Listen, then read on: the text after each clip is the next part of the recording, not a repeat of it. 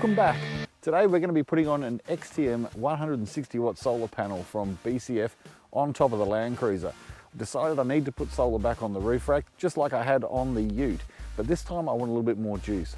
On the Ute I only had 80 watts of panels, so this time I've gone for the 160 watt. I am running a larger fridge. I'm now running the CFX95, so I figured a little bit extra juice wouldn't hurt, but the 80 watts just was never really quite enough. I actually did this installation a couple of months ago and I'm only just putting the video together now. So I'll actually show you a couple of the pitfalls that I came across as well.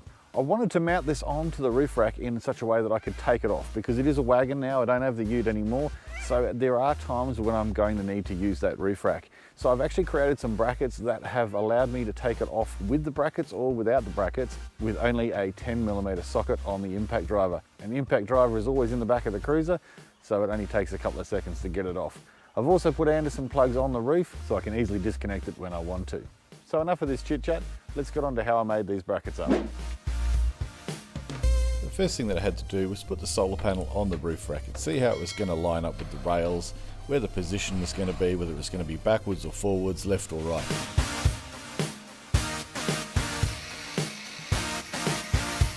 The next step is to get some 25 by 25 aluminium angle. I just got it from Bunnings myself. And then I cut that into 4 sections for the 4 brackets that I'm going to make, 2 for the front and 2 for the back. Once the first bracket was cut, I used that one to mark the other 3 so I could cut them up quickly and easily.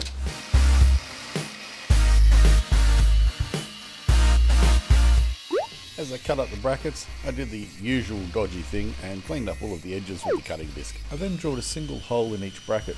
This is the hole that the bolt will go through into the T-nut in the rack itself. I made sure to offset it to one side so that when I drill the hole for the panel in the other side, the 2 bolts won't foul on each other. I then used a larger drill bit to clean off the burrs around each hole. This will prevent any gaps when I finally bolt it all together. I bought another pack of the same M8 T-nuts that I used when mounting the kick-ass shower tent. These are specifically designed for the Pioneer roof racks and will allow some adjustability to the location even once the install is finished.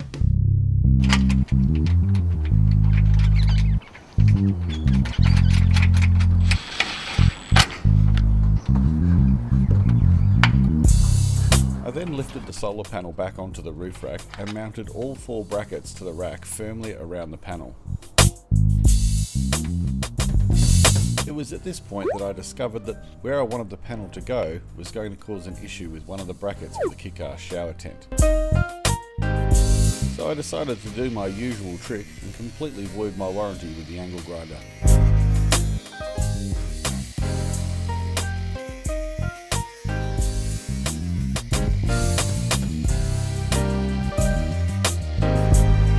I cut 3 slices into the panel frame and then used a pair of vice grips to remove the excess material.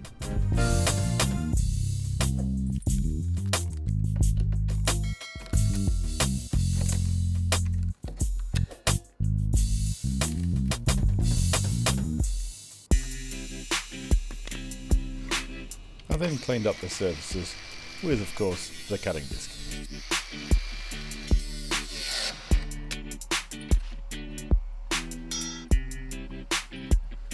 The next step was to put the T-nuts into the grooves in the Pioneer rack, slide them up into place and bolt the brackets into place with stainless bolts.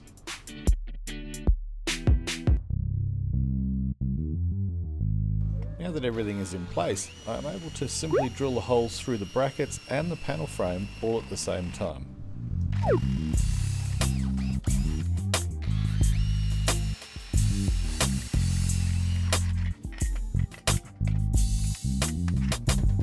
I decided to make life easy, so due to the double skin on the panel frame, I opted to use nutserts. I only had stainless nutserts, but aluminium would have been the way to go if you had them handy. The stainless nutserts are very hard to compress with just a manual hand-operated gun.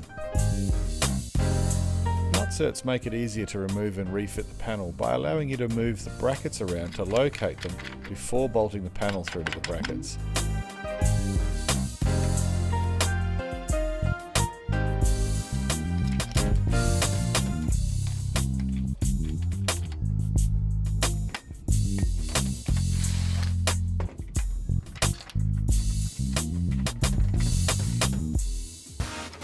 I use stainless washers on all of the bolts to ensure that the bolts don't eat into or bend the aluminium on either the brackets or the panel frame.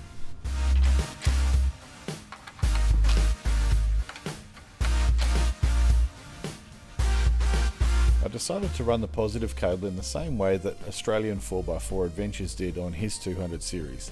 The disadvantage to this is that I had to rely on a remote earth, as I can only fit the positive wire in this channel. It goes down through the trim near the windscreen and then along the rubber seal along the edge of the bonnet to the second battery. I decided to mount the solar controller in the front grille near the second battery.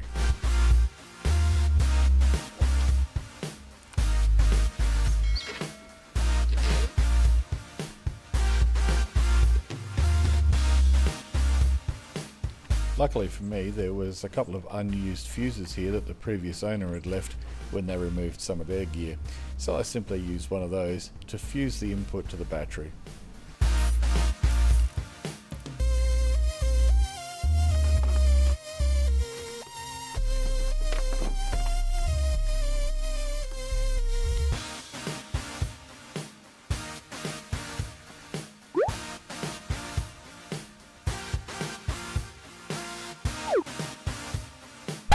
Okay, let's stop the video right here and talk about some of the changes that I've made and why I've changed it, and also answer some of the questions you're probably going to ask before you even ask them.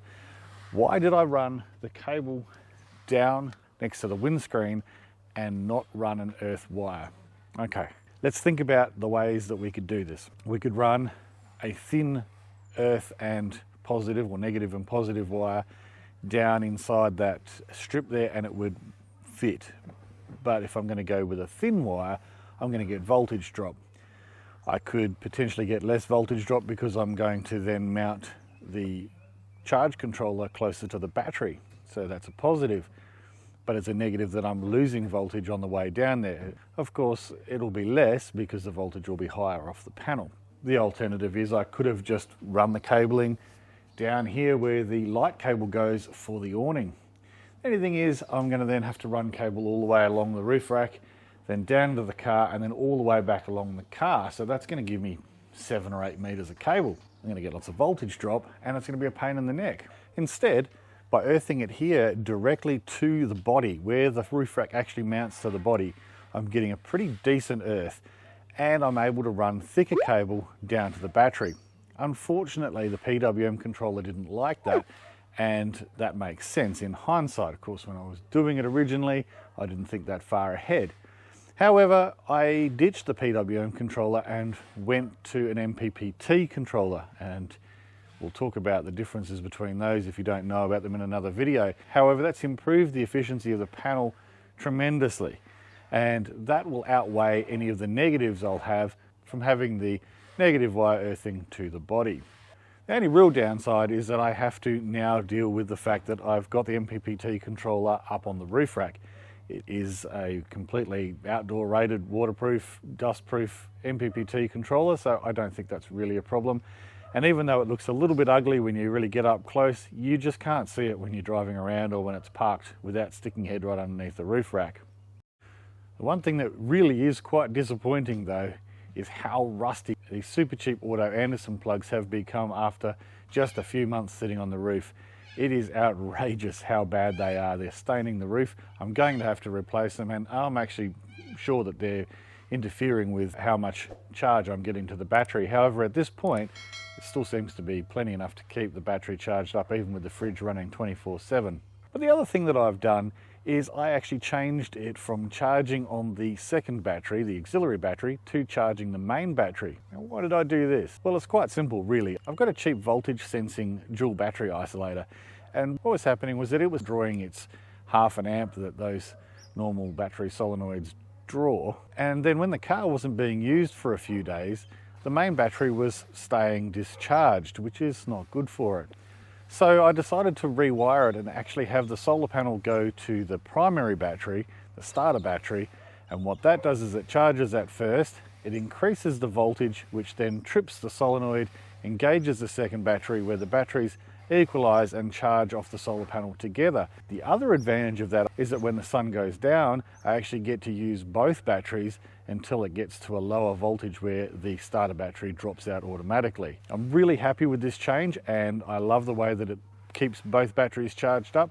When I go to start the car in the morning, I have generally a bit of sun, especially in the summer, and both the batteries are charged up nicely. So when I turn the key, the car is very sprightly and it's putting less strain on the starter motor and the battery. Now, the other question that people might ask, why did I go with a traditional glass style solar panel and not one of the flexible panels? I know that they're all the rage at the moment. Well, the reason for that is that I did buy one of those flexible panels when I had the Ute. It was garbage. When I plugged it into the Red Arc battery controller on the Travelander, it basically didn't put out any charge at all. It was a complete waste of time. I bought it off eBay. I tried to send it back under warranty. They wouldn't have a bar of it. It was a complete waste of money. And I have done a bit of reading on those, and they are actually very delicate. So the idea of putting the swag on it and tying it down didn't really give me a lot of confidence. At least I can throw the swag on the glass one and tie it down, and other than potentially scratching it, which is highly unlikely, that's going to hold that weight no problem whatsoever. And I do plan on putting the tent or the swag on the top of the solar panel at times, so having the glass one is actually a better way to go. Oh, I get it. There's going to be a lot of people that disagree with the way that I've wired this up. People are going to think that the MPPT controller on the roof rack is ugly. People are going to disagree with me using my cutting disc for grinding. Of course, everybody's different, but for me right now this is working really well. Right now the XTM paddle has been on there for about 6 months. It's been through a winter, it's been wet every day, and it's doing a really good job of keeping those batteries topped up. I'm really happy with it. So I know there's some things that people will be really interested to comment on in this video, so please feel free, comment below, criticize, suggest new ideas, whatever you want to do. I do want to redo the Anderson plugs obviously, and I wouldn't mind having a crack at maybe wiring it up differently, but at the moment it's working, and when things are working and there's other projects on the go, you leave well enough alone. If you liked the video or found it useful, please like and subscribe, and I'll see you in the next one.